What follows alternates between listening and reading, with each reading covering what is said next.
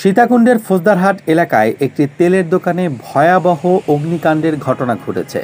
গত ২৬শে জানুয়ারি রাত 11:30টার দিকে ফৌজদারহাট ক্যাডেট কলেজের বিপরীতে ওয়্যারলেস কলোনি এলাকায় এই ঘটনা ঘটে। ফায়ার সার্ভিসের দুটি স্টেশনের ৩টি ইউনিট আগুন নিয়ন্ত্রণে কাজ করে।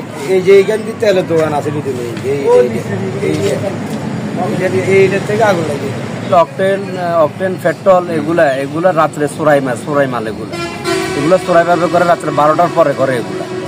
আমরা কেউ ছিলাম না, আমি চলে গেছি 7:30 তালা মারি, এরপরে আসি এরা কাজ করে এখানে প্রতিদিনে করে এগুলো।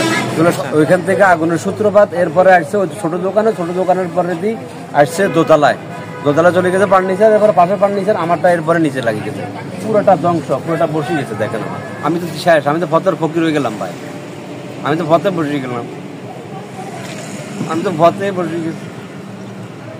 স্থানীয় মানুষদের সূত্র থেকে জানা যায়, দোকানে দাহ্য পদার্থ রাখা হয়। এই দোকান থেকে রাত 11:30টার দিকে সিগারেটের আগুন থেকে এমন অগ্নিকাণ্ডের ঘটনা ঘটে। আগুন ধরার পরে ধরেন আপনার ফায়ার সার্ভিস 20 মিনিট পরে আসে, পরে আমরা ফায়ার সার্ভিসের পাইপ নিয়ে পুকুরে যাই, পাইপ লাগাই, ঠিক আছে।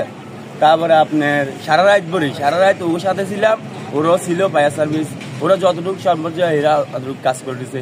মানে সব জ্বালিয়ে দিয়েছে, আমার দোকানও জ্বালিয়ে দিয়েছে, লাখ টাকা মাল আছে, 1.5 লাখ করে আগুন জ্বলতেছে, চারদিকে আগুন আর আগুন।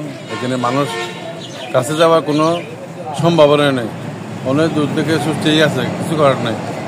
আগুন আর আগুন, তাপ, প্রচুর পরিমাণ তাপের জন্য মানুষ কাছে আসতে পারে না। তেলের দোকানের পার্শ্ববর্তী দোকানগুলোতে পুড়ে ছাই হয়ে যায় শিপ ব্রেকিং ইয়ার্ডের ফার্নিচার, কাপড় চোপড় সহ প্রয়োজনীয় জিনিসপত্র। দোকানে ছিল আপনার ওই ইম্পোর্টের কিছু তোয়ালিয়া ছিল, তারপরে উপরে ফার্নিচার ছিল উন্নত, মানে এক সেট আসছিল প্রায় 50,000 টাকা, প্রায় ওইখানে 50 লাখ টাকার মতো ফার্নিচার। আমার প্রায় 3 কোটি টাকার মতো শেষ, পুরো অ্যাক্সেসটা নিয়ে আর কি।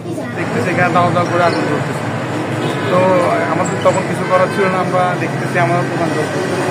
এরপর ফায়ার সার্ভিসের লোকজন আসে, যতটুকু পারছে মোটামুটি আমাদের যা ক্ষয়ক্ষতি হয়েছে ওরা এরপর আমাদের দোকান চেক করছে। তারপরে আমাদের অনেক ক্ষয়ক্ষতি, 5 লক্ষ টাকার মতো ক্ষয়ক্ষতি হয়েছে দোকান সহ, মালামাল সহ। SM কাজল, রেডিও সাগরগিরি, ফৌজদারহাট, চট্টগ্রাম।